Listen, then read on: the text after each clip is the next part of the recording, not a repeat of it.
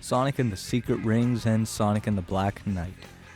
One of the most famous Sonic games on Nintendo consoles because it was an exclusive at the end of the day, and the games received some mixed reviews, some good, some bad, but still it goes down in Sonic history for being one of the most coolest story-based Sonic games ever. But what's the origin of these games? That's what we're going to be talking about in this video.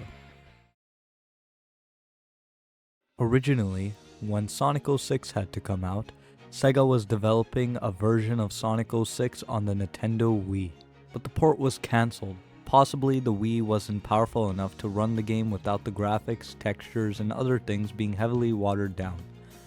And considerably, 06 was too big of a game for the Wii, which would not do the sales much good, and would also be rather hard with the rushed development of the game. The Xbox 360 and PlayStation 3 versions were already rushed, so there wasn't enough time to make the Wii port.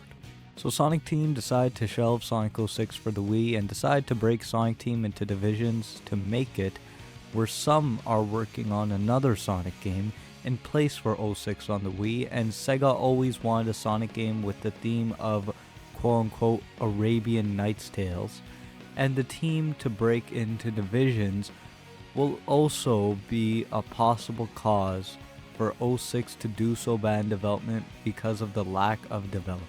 After the Xbox 360 and PlayStation 3 versions were released, they were negatively received, so the Wii port after that would be even worse, so it was officially cancelled.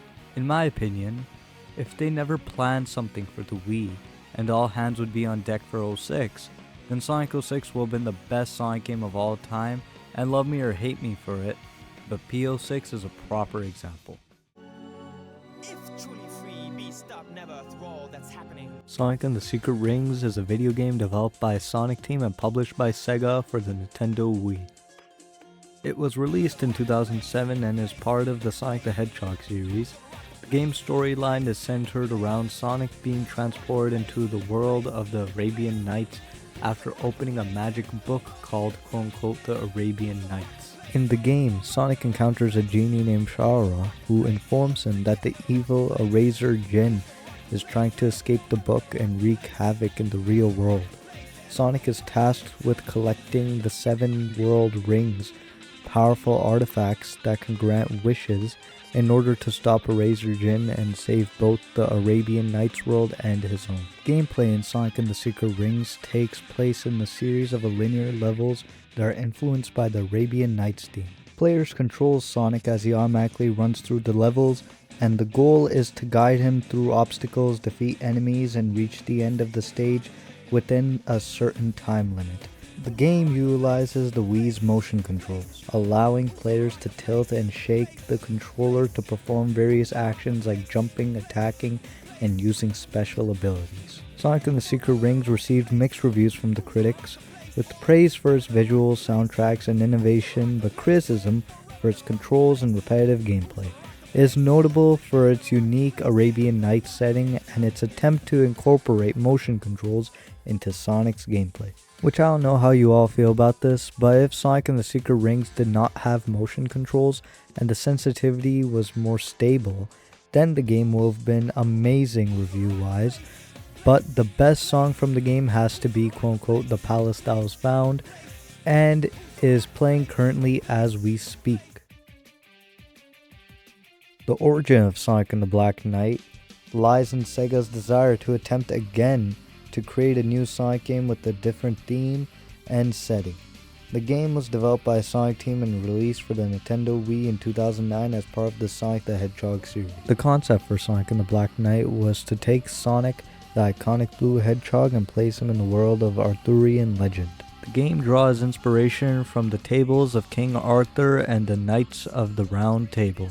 It follows Sonic as he is magically transported into the realm of Camelot, where he has to team up with other characters from Arthurian legend to stop the villainous King Arthur, who has been corrupted by the power of the magical sword Excalibur. In Sonic and the Black Knight, players control Sonic as he wields the legendary sword Caliburn, and engages in fast-paced, sword-based combat against enemies.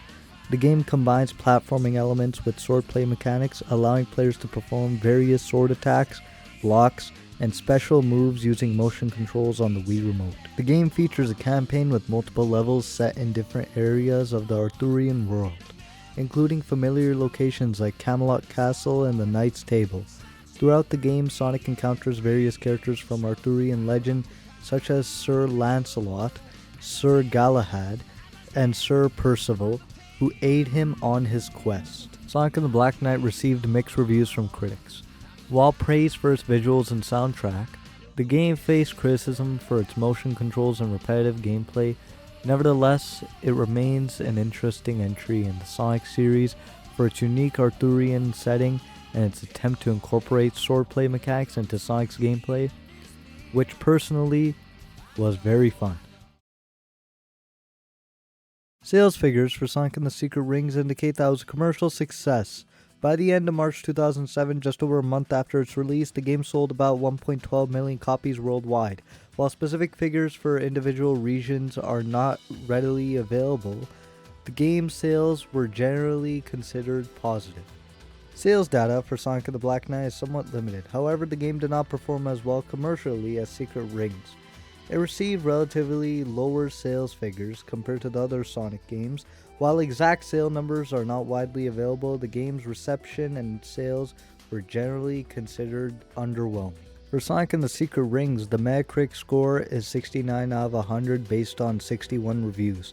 IGN gave it a score of 7.8 out of 10, praising the game's visuals, music, and variety of missions, but criticizing the motion controls and occasional frustration with level design. GameSpot gave it a score of 7.6 out of 10, praising the game's Arabian Nights setting and innovative gameplay, but criticizing the controls and lack of precision. In summary, Sonic and the Secret Rings received praise for its story, graphics, and presentation, but criticism for its control scheme and repetitive gameplay. Now let's move on to Sonic and the Black Knight's reviews. The Metacritic score of Sonic and the Black Knight is 54 out of 100 based on 51 reviews.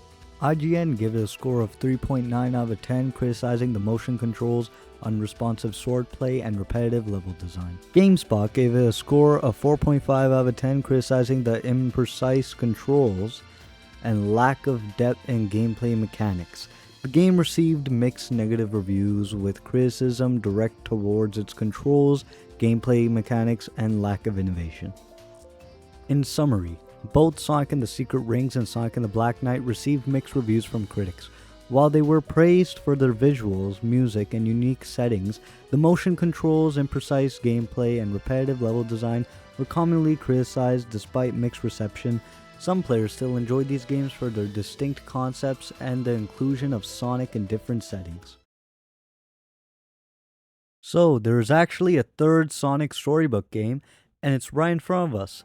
It is called Sonic Frontiers. So this is what Kishimoto tweeted about the story of Frontiers. We're glad that you liked the game.